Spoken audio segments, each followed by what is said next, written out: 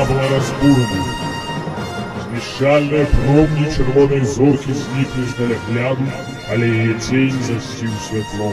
Пекельная цемра была над рэспублікай, толькі шэраг тых, хто не згубіў надзею, маглі перамагчы змрок чысцінёй сэрцаў і святлом фотаблісквіц. Пакуль іншыя хаваюцца па самых аддаленых частках галактыкі, тыя, што маюць веру, адважна выходзяць на фотапаляванні, бо яны памятаюць, сярод доўгай начы над рэспублікай хутка заззяе святлом пажару.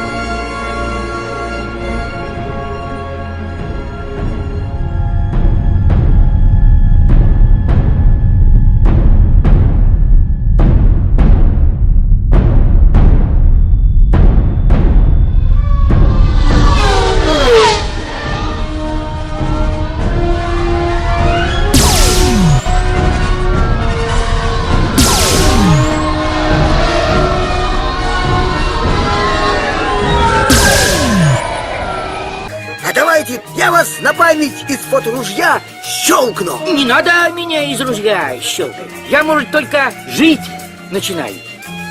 На пенсию перехожу.